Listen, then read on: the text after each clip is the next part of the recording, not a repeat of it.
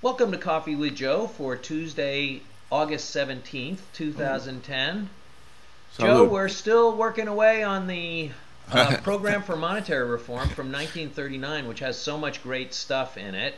Yeah, And we've been talking about in the past about what standard they would operate the money supply under, the standard of stable buying power. We're talking about how an independent agency within the U.S. Treasury called the Monetary Authority would determine how much new money should be created every year to prevent the overcreation of money, which would be the Achilles heel of any paper money system, is the overcreation of money, right?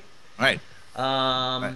And then we talked about the problems with fractional reserve banking, as discussed in the Program for Monetary Reform, the instability that comes Instability. from Basically, it's instability. fractional reserve banking. And now we're moving on to how it would affect the banks.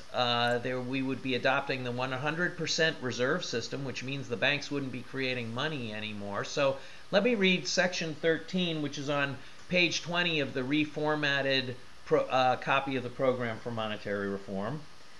The 100% reserve requirement would, in effect, completely separate from banking the power to issue money. The two are now disastrously interdependent. Banking would become wholly a business of lending and investing pre-existing money. The banks would no longer be concerned with creating the money they lend or invest, though they would still continue to be the chief agencies for handling and clearing checking accounts. So you've talked about this before, as you're always clear that we do not advocate nationalizing the banks, Absolutely but not. we want to get the banks back to banking Right, and out of the money creation business. right. Now, Exactly what that talks about. Exactly, Pete.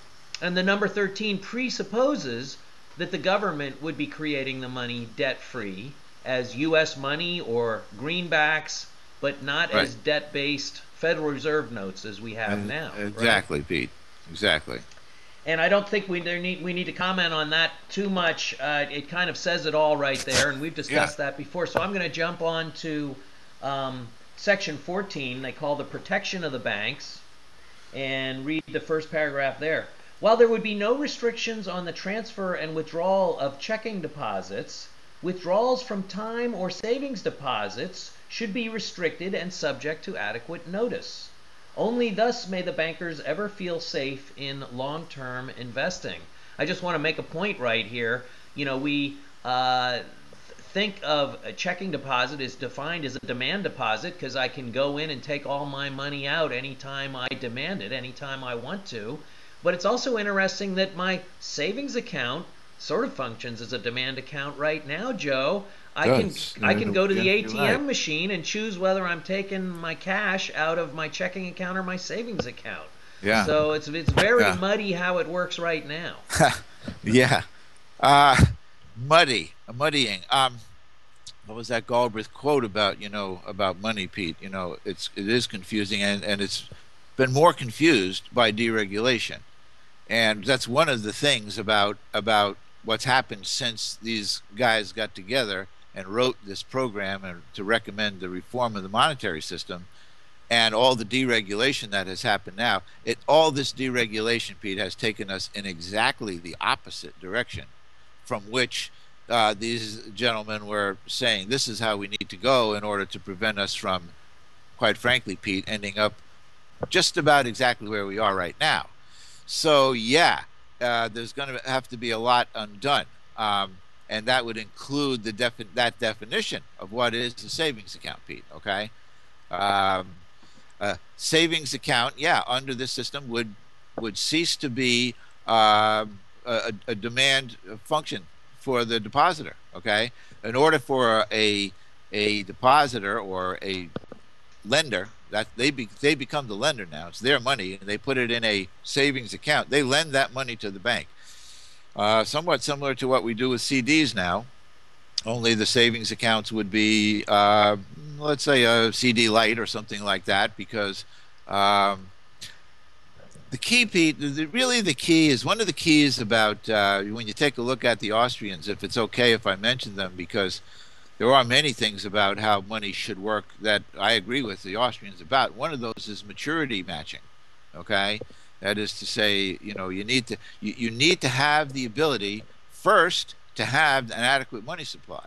And this proposal takes care of that through the monetary authority, determining what the amount of money needs to be and the method by which that amount is brought forward. But beyond that, in order to provide, certainty and stability really in the market, there has to be a supply of funds available for lending over various terms. And that's really what this is about.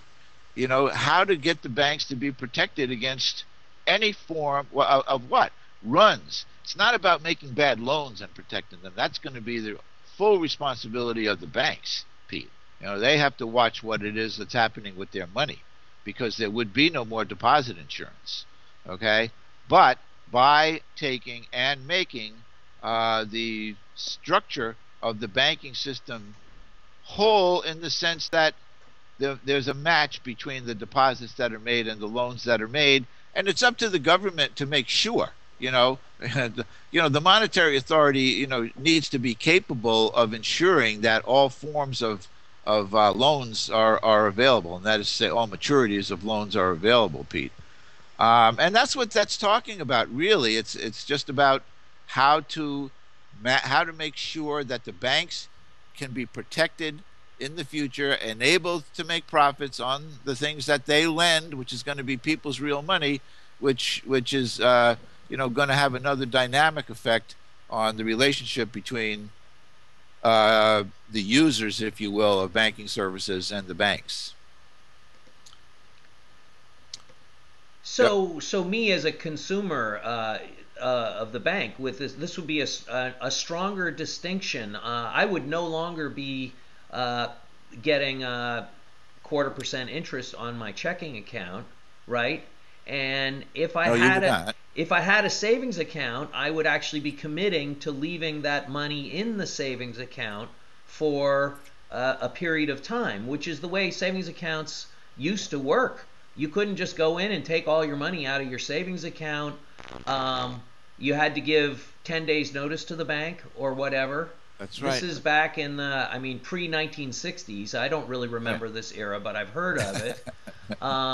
So that would be, it limits my freedom a little bit, and it limits my ability to earn interest on the checking account.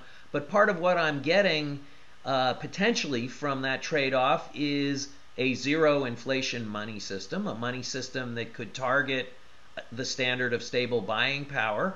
So my money would, right now I'm getting 0.25% interest, but it's losing, if we're having 3% inflation a year, it's losing, 2 3/4 of its buying power from the inflation. Right. In fact, I might even be paying the bank a fee for operating my checking account. Yeah, more than likely you would, Pete. More than likely you would. But what we would be getting in return would be economic stability. I was just going to say that, Pete. That's exactly what I was going to say.